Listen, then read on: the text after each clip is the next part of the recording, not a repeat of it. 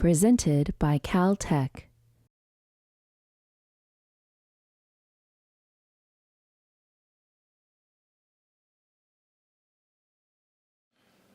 It is a particular honor to introduce our speaker tonight, Nicolas Wey-Gomez, Professor of History at Caltech, who will speak on what Columbus discovered. Don't sit on the exit row. Let me note that scholarship is very much an exploration. Explorers have to go where no one has been before, and for a time at least, many of us get lost, but those that succeed find their way forward and back. Nico, as an intellectual explorer, has been remarkably willing to walk in the dark over very long periods of time to try to understand what Columbus was up to and what Columbus thought he was up to. A little background on Nico. After growing up in Colombia, he received a bachelor's degree from Brandeis University in Latin American Studies, and a little later, his PhD in Latin American Literature from Johns Hopkins in 1996. After a stint at MIT, he taught at Brown before joining Caltech's Division of Humanities and Social Sciences in 2010, where he teaches history, history of science, and literature. It is not common for someone in literature to make their mark in history or history of science, but it is just what Caltech faculty do: ignore the boundaries and let the research lead you. This you can find in Professor Wey-Gomez's book, The Tropics of Empire: Why Columbus Sailed South to the Indies, and that book will be background for his talk tonight. Discovering, going where you do not know, you might well get lost. Tonight, you may also get lost, but you may also find something big, a whole continent perhaps, or just a few islands. How that unfolded in Columbus's case, we can come to understand because Nico will help us wind and unwind the threads of discovery. Please welcome my friend, Nico Wey-Gomez.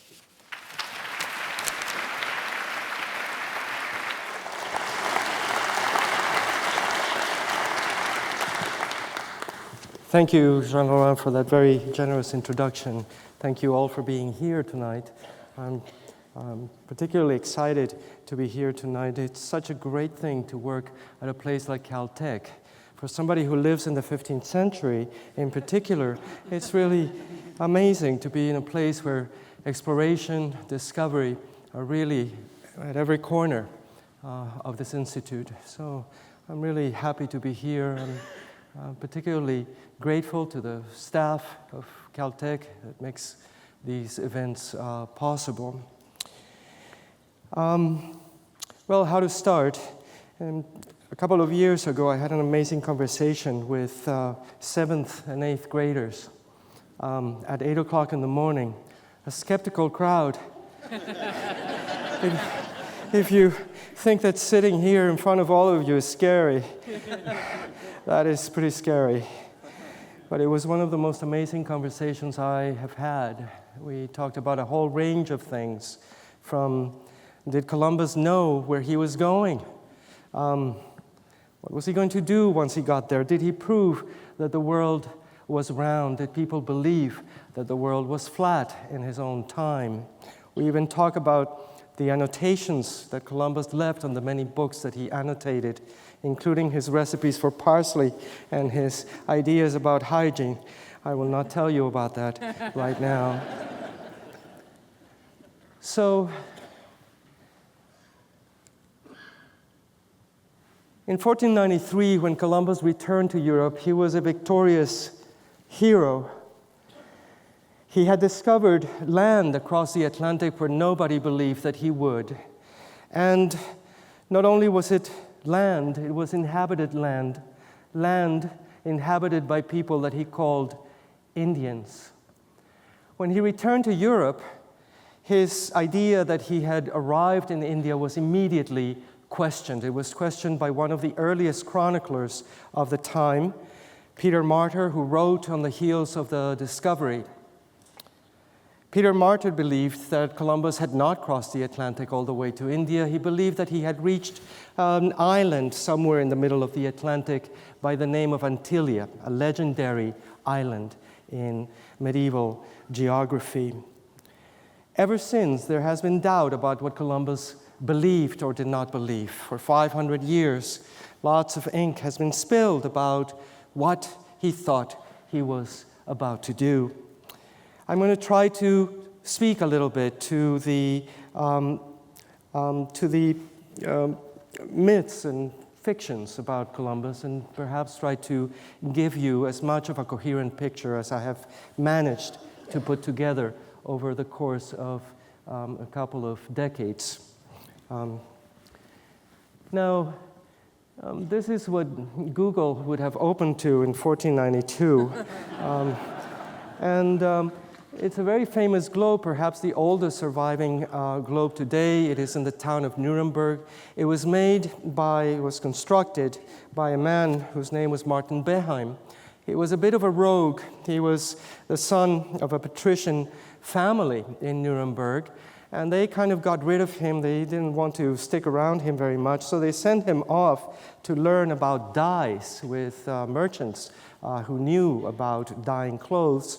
And eventually he made his way to Portugal. And in Portugal, because he had many connections, he actually ended up in the court of King Dom João. And in that court, he probably came across Columbus.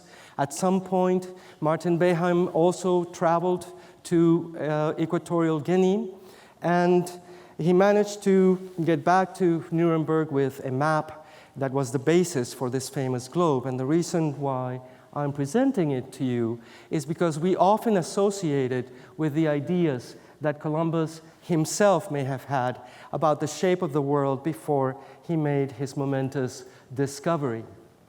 Now, if we take a look at this map, one of the things that perhaps will strike you immediately is that it exaggerates the length of the continents, and it minimizes the extent, the span of the ocean between the ends of the Orient and the ends of the West. One of the things that Columbus is famous for is for having precisely exaggerated the length of the longitudinal extent of the continents, and for having underestimated also the perimeter of the globe.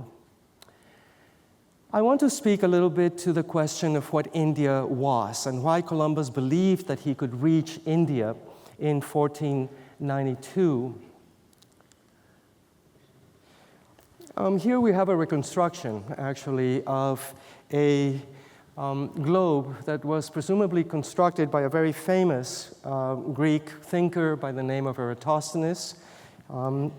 Eratosthenes is famous for having actually produced a very, very accurate estimate of the circumference of the globe. And in fact, he was one of the first people on record to have thought about the possibility of sailing all the way from the ends of the West to India. And he said, you know what? That is not possible because the continents are not that extensive from east to west, so that would be really a physical impossibility. The idea of crossing the Atlantic was something that was floating around the West for a very long time before Columbus came up with his own idea. Well, Eratosthenes also left us instructions for constructing a globe. None of the globes, most of the globes that were constructed in antiquity by theoretical cartographers have disappeared, but we have instructions that were left by a great geographer in the 1st century before the Common Era by the name of Strabo. Well, what Strabo did was he told us how Eratosthenes had gone about constructing this globe. He basically constructed a kind of diaphragm with an axial meridian and a parallel, and divided the world into 4 quarters, the known world to him. The northwestern quarter was supposed to be Europe. On the eastern quarter was northern Asia. On the southwestern corner was Africa. And on the southeastern quarter, verging on the Indian Ocean, was the land that he called India. India was, in fact, 1/4 of the known inhabited world to the east of the Nile and south of the Hindu Kush. That's a very generous definition of India. Everybody today tends to think of India as the appendage in Southeast Asia that is today the country. But this is not what India meant to the ancient Greek cartographers. Now here we have a reconstruction of a world map that is very famous, Ptolemy, who bequeathed to us the idea of locating things by latitude and longitude. And in this globe, Ptolemy in the 2nd century already had quite a bit of an idea about what the Indian Ocean looked like. And he actually looked at it as though it were an enclosed ocean. And the reason for that was that he was joining the very last area that he knew about in Africa with the very last place, a place that was named Kattigara, on the end of Southeast Asia. It was just a cartographic convention. The reason I'm showing you this map is because when we look, there you go, when we look at Martin Behaim's globe, Martin Behaim used Ptolemy's map as a matrix for constructing his globe. You can see the Indian Ocean, but the thing is that this map has updated information. It had the latest information there was about exploration in Atlantic Africa. If you take a look at the crocus of the African continent, it is quite an amazing sketch of the African continent. It was the Portuguese, who were by then quite a powerful, a very powerful seaborne empire. They had reached all the way to the Cape of Good Hope. And at the Cape of Good Hope, they had realized that it was possible to enter the Indian Ocean. This was incredibly important discovery because it meant that they were finally going to be able to tap into the resources of the Indian Ocean. Now, this particular map also contains information that had been given by probably one of the most famous travelers of all time. His name is Marco Polo, who wrote his travels at the end of the 13th century, and who had a very interesting idea about India.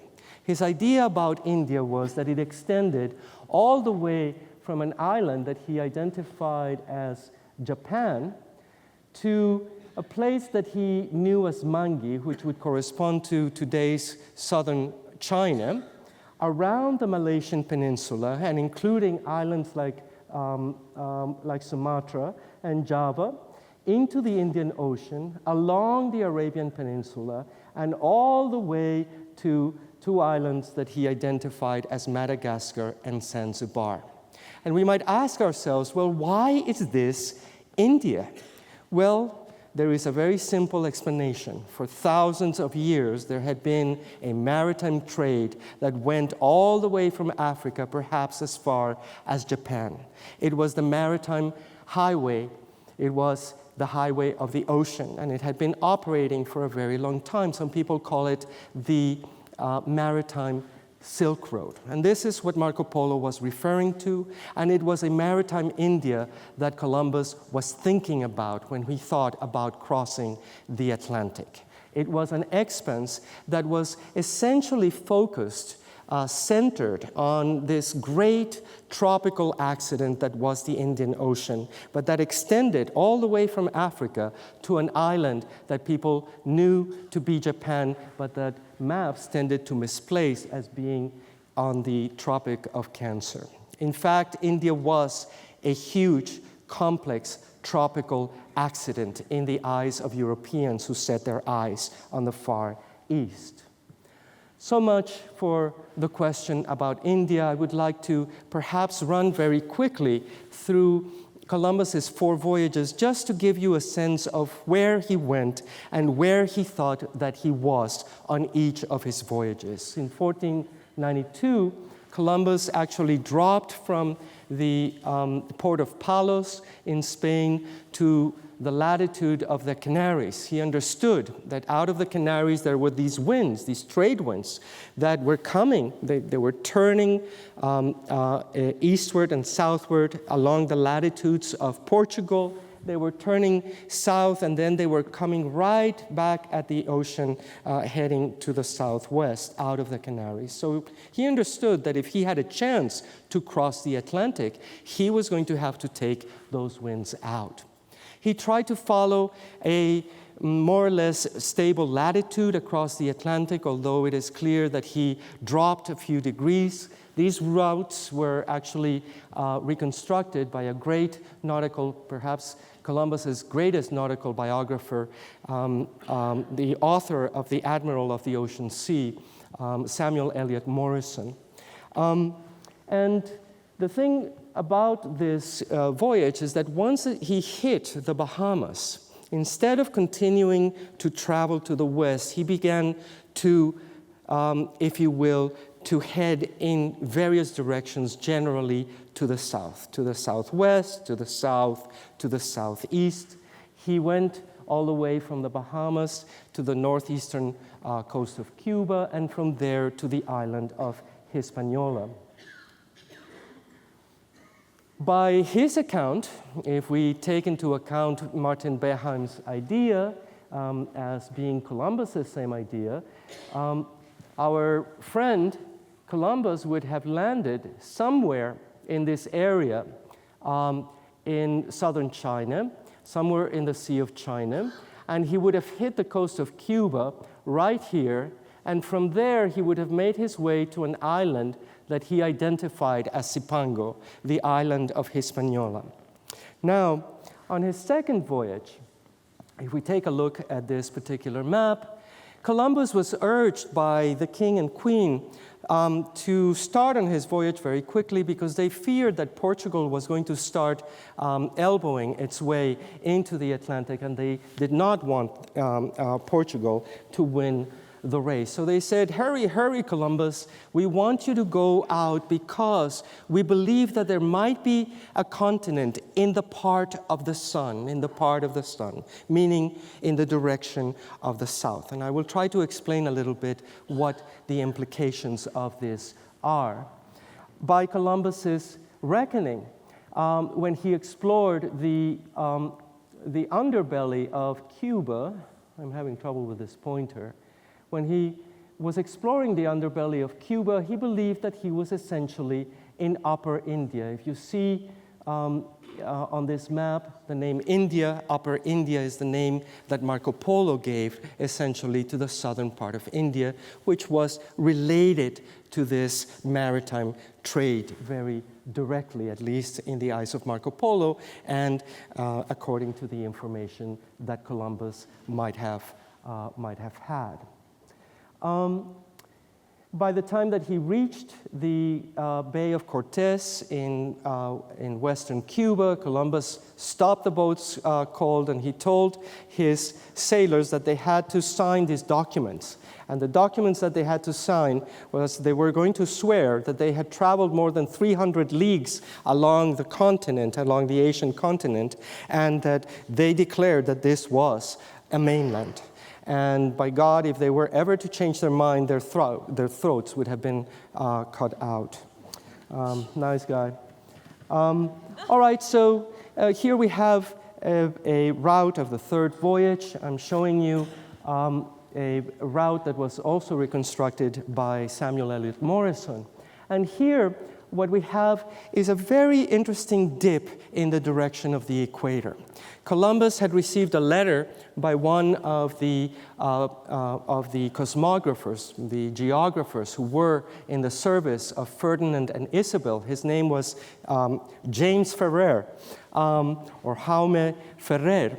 And he was a trader in precious stones in the Mediterranean. He traded stones in the area of Egypt, in the area of the Red Sea.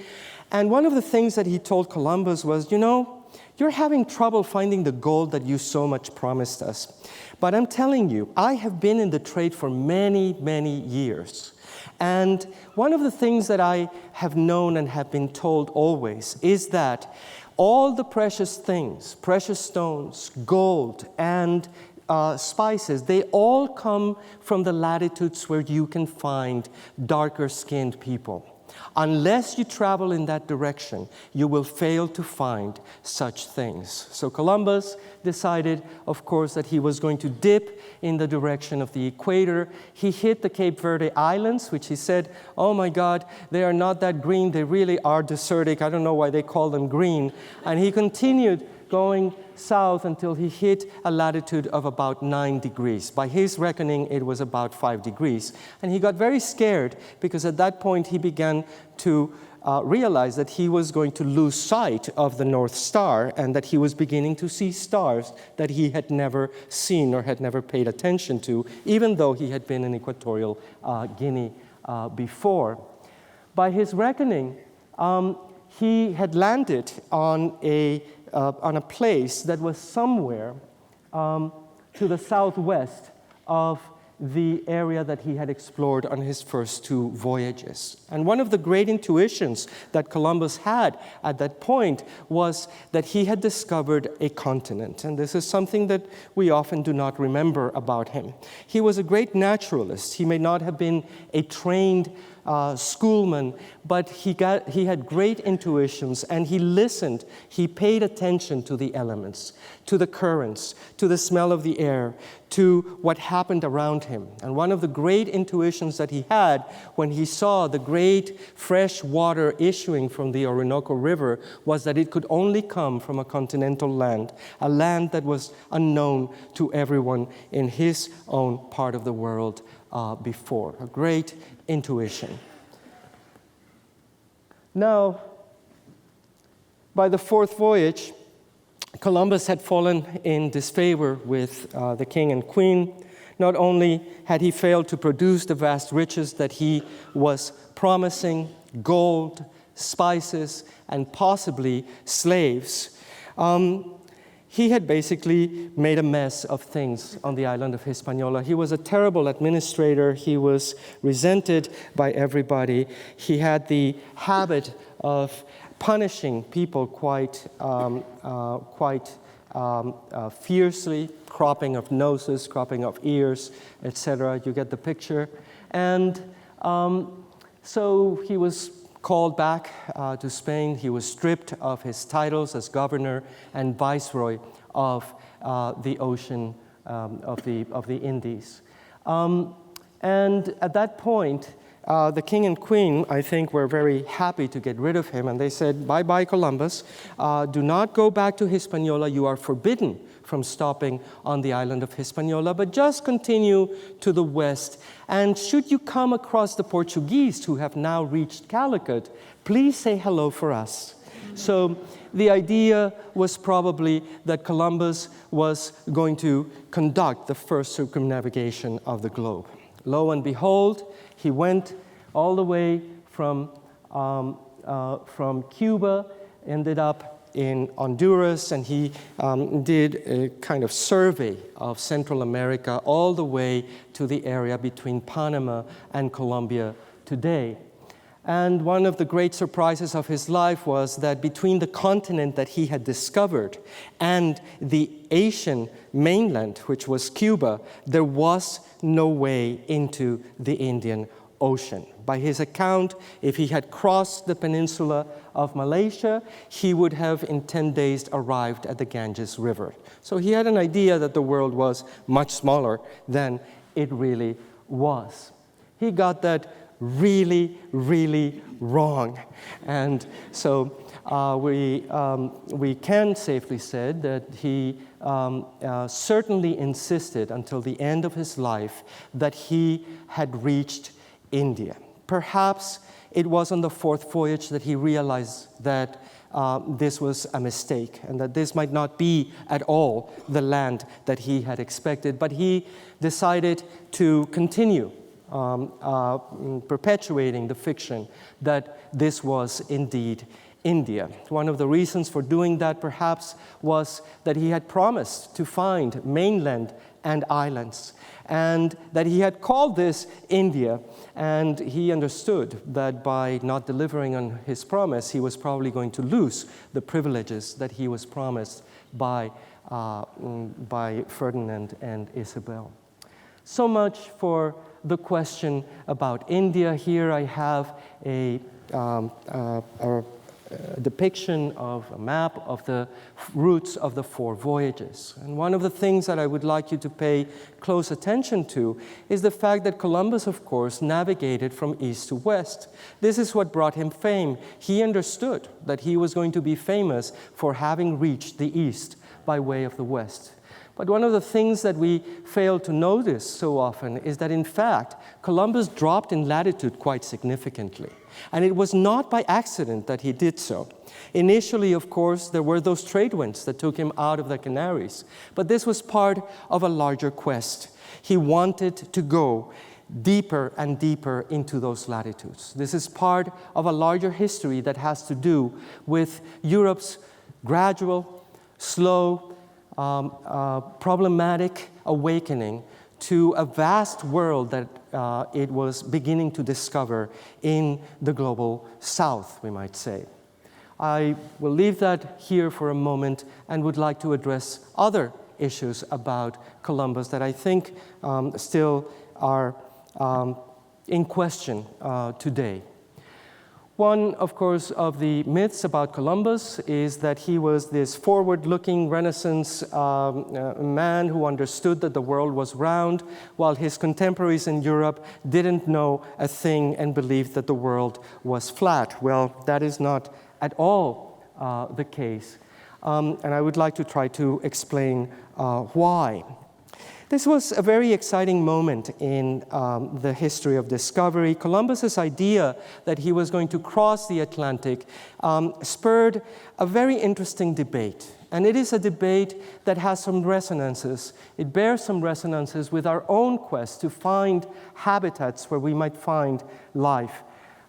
Today, when we look at extreme environments, today when we look at the solar system and look forward to the possibility of one day reaching exoplanets, we are thinking about the possibility of habitats that will harbor life. What kind of life are we going to find? Well, this was a similar problem that Columbus essentially spurred on. There was a debate about the extent of land around the globe, not whether the Earth was flat or round, but rather how much land was there, and did it go all around the globe? And if it did, what might we find the kinds of life that we are looking for? Columbus's enemies were very good at detracting him, and they believed that there was actually very little land and very little water, very little land in comparison with water at the center of the cosmos. Let us remember that this is the geocentric cosmos that had been espoused by the likes of Aristotle. And the idea was that Earth, being the heaviest of the 4 elements, basically stood there still at the center, that water essentially covered all of it, that air was basically all around the 2, and that fire, the sphere of fire, was around the other 3 elements. Well, the problem the problem for Columbus and the problem for his enemies and the problem for Aristotle was that if Earth was supposed to be at the very center of the cosmos, how could you explain the presence of the continents? What was the ratio of Earth to water in the cosmos? Well, according to Columbus's enemies, the volume ratio of Earth to water was only 1 to 10. That didn't leave much margin for land, for surfacing on the globe. And so what I have tried to show you with this particular graph, with this particular figure, is more or less the idea that Columbus's opponents were proposing. There is very little land, and in fact, if you tried to cross around the globe, you would find only the abyss of the waters. It was not a question of whether the Earth was flat or round. It was a question of whether you could find land all around the globe. This is precisely the idea, if any of you have ever seen maps produced in the Middle Ages, the medieval mappamundi that we see so often depicting the three continents. This is precisely the idea that they represent. It is not a representation of a flat world. It is a flat representation of a round world. And a round world where land protruded only in one tiny little corner. It was just a tiny little island, and there was no more land around the globe.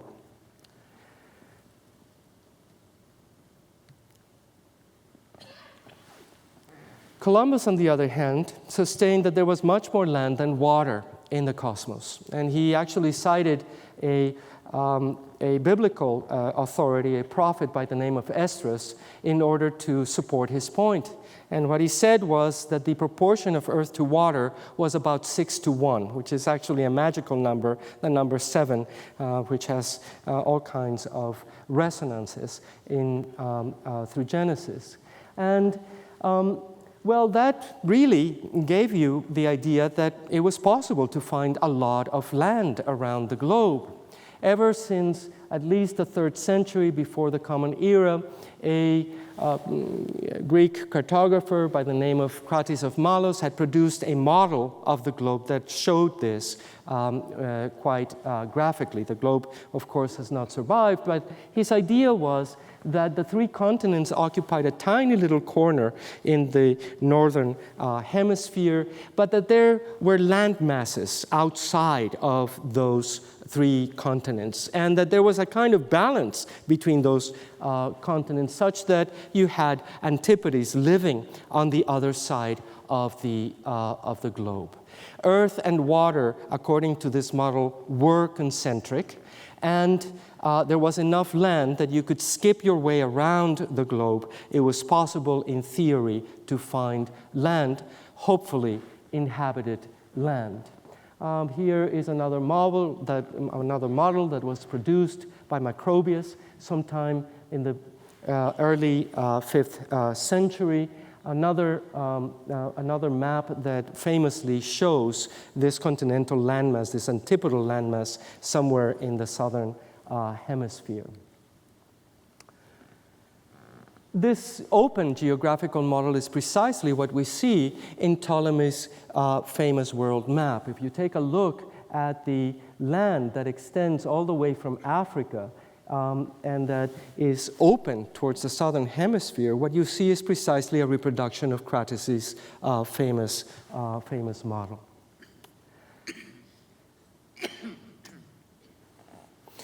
So here is one thing that Columbus did prove. What Columbus did prove by finding inhabited land in the middle of the Atlantic was that earth and water were concentric in relation to each other, and that, at least in theory, okay, assuming that there was some balance between earth and water at the center of the cosmos, it would be possible to find land somewhere else. The experience of the Portuguese in Atlantic Africa had shown that Europe, Africa, and Asia were not just one tiny little corner of the northern hemisphere, that in fact it was possible to find land all the way into the southern hemisphere. And so this map, this globe by Behem, is also a depiction of that open geographical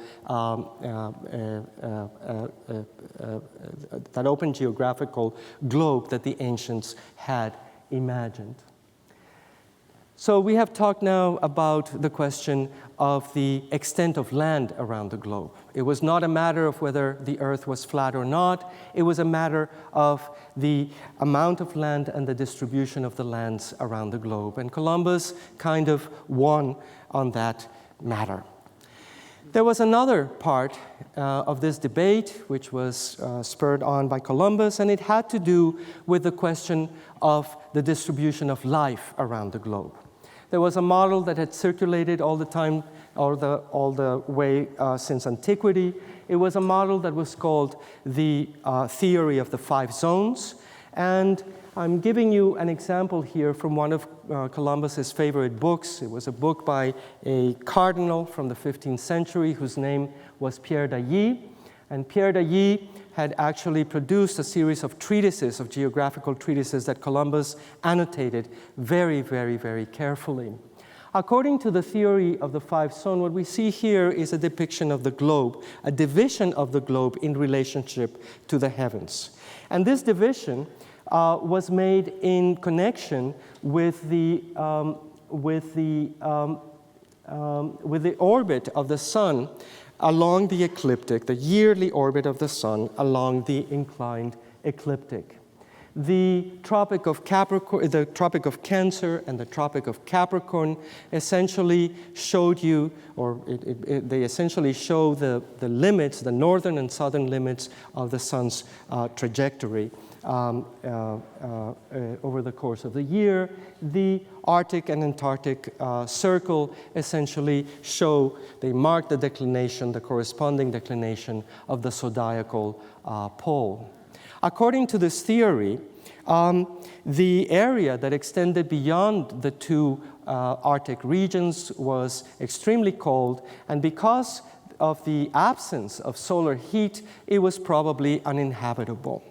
The area of the Earth that was hit directly by the sun throughout the year, the area between the Tropic of Cancer and the Tropic of Capricorn, was also supposed to be rather uninhabitable because it was supposed to be too hot. Only Mediterranean Europe and the latitudes that were along that temperate zone were supposed to be relatively habitable.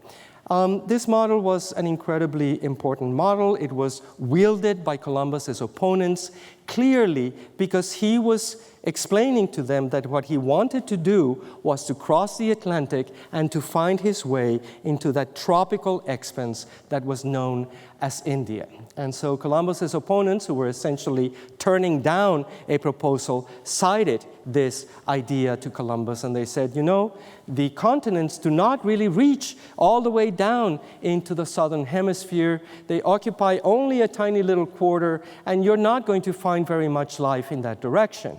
Well, Columbus said, but look at the Portuguese. They have gone all the way to Guinea. They have gone all the way to the Cape of Good Hope. They have found land, and they have found quite inhabitable land. There was a variant of the theory of the five zones that also came all the way from antiquity, and this variant actually looked at the region of the tropics quite differently. People who espoused, the theorists who espoused this theory, essentially looked at India and they said, that is a quite populated region of the world, and it is quite productive. It produces a lot of things. And look at sub-Saharan Africa, quite populated. It produces a lot of gold that comes into the Mediterranean. It produces a lot of other things. Well, maybe we have it wrong. Maybe what happens is that because the sun lies directly overhead, it causes things to generate faster and in greater numbers.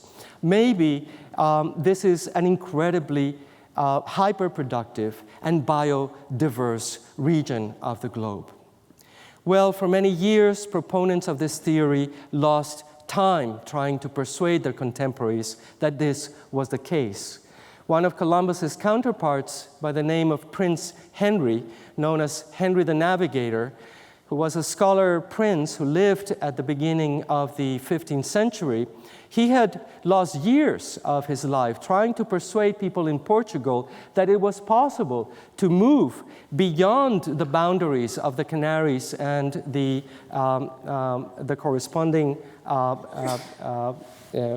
shoreline of Africa, that it was possible to move beyond there and find quite a bit of resources in that area. Prince Henry had had a very difficult time doing this, but by the 1480s, Portugal had established quite a prosperous trade in Equatorial Guinea, not only in gold and ivory, but also in Malagueta pepper, and most significantly, in black slaves. I would like to suggest now that perhaps what Columbus wanted to do was to duplicate the harvesting of resources that was happening across the Atlantic in Atlantic Africa.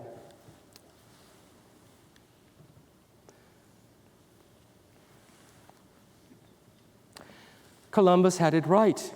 There was a huge world, hyper-productive world full of resources that was beginning to appear in the eyes of Europeans in what we might call today the global south. This is another thing that he had right. It was possible to find biodiverse, hyper-productive land in the region of the tropics.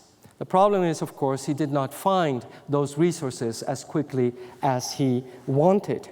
And one of the great surprises of his life was that he did not find black slaves to take home to the markets of Seville. Instead, he found these Indians, as he called him, who were of a particular nature. And what is very interesting is the way in which Columbus describes these Indians. He describes them as being rather ingenious. They clearly are human, but they live like beasts. They're not quite as human as we might like them to be. They are quite ingenious. They can construct canoes that help them navigate through the seas, but they are incredibly timid. They're not courageous. They're so scared of us that sometimes when they see us arrive in a village, the fathers will leave their sons behind them. They will just run away and not turn back. They are cowardly without cure, as he put it. This is a very interesting aspect of Columbus's description of the Indians. It was a way of describing the Indians that became kind of the stock among those in the 16th century who wanted to justify the idea of subjecting Indians to the emerging world order. Where did Columbus get this idea? He got this idea, if I can show you, he actually got it from his friend Aristotle. Actually, I told you the story about Pierre d'Ailly, the book that Columbus annotated quite profusely. One of the quotes in that book actually came from the treatise, the famous treatise by Aristotle, The Politics.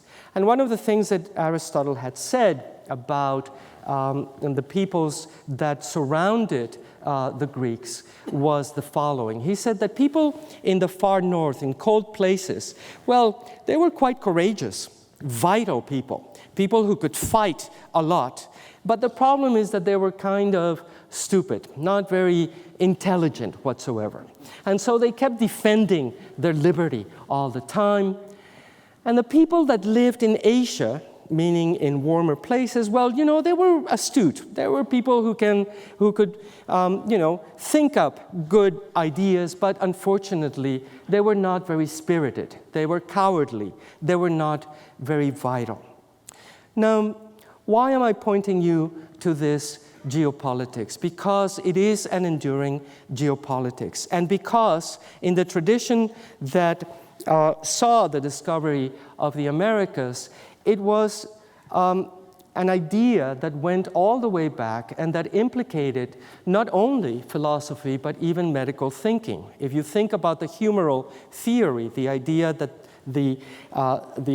health in the body is the balance of the humors in the body, not too much, not too little. The idea that it was in the middle that you found health, and that extremes in the balance of the humors were what generated disease, you start to get the notion that, of course, you can meet people around the world whose physiology and whose psychology is quite different on this account. I can describe a little bit further what the logic is behind this, but it essentially invoked the temperature of the blood in the human body. It invoked the idea of the purity of the blood in the body. And it was an idea that Columbus very mindfully and systematically cited in his description of the Indians. He actually he actually wrote little notes. He wrote very good paraphrases of what he read on the margins of the books that he owned. And there are several postals of Columbus, of the hundreds that have survived of Columbus, that essentially talk about how the people of the South are intelligent, but how they do not have, if you will, the willpower or the vitality in order to bring to fruition the works of reason. I would suggest to you that this was an enduring rationale in Western imagination, in the Western imagination about tropical peoples, the idea that they were somehow physiologically different and also deficient to a certain extent.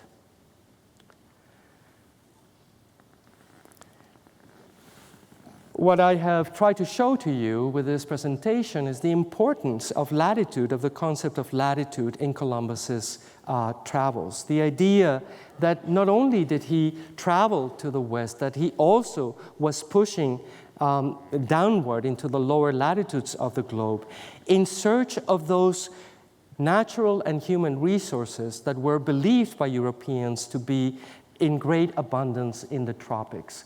Gold was foremost on his mind, spices was also on his mind, and also human labor, slaves. Last but not least, the idea that it would be possible to enslave Indians and bring them back to Europe. He tried to do this actually very early on in his career, and what is very interesting is that this generated a debate in Spain about the question of the Indian. Is it okay to enslave Indians? Isabel was not very much for this idea. She wanted them to be vassals of the crown and to be Christianized. Ferdinand, who had his own colonial ventures in the Mediterranean, actually really liked the idea. But it generated a very interesting debate about the rights of Europeans to occupy the Americas and about the status of the Indians in the New World Order. It was the beginning, to my mind, of debates that have to do with colonialism and that have reached all the way till today, with racism, and of course with the great divide that we now see between the so-called developed nations of the North and the developing countries, the rich resources of the South. I hope that this is enough for now, and I'm very happy to take any questions that you might have. Thank you.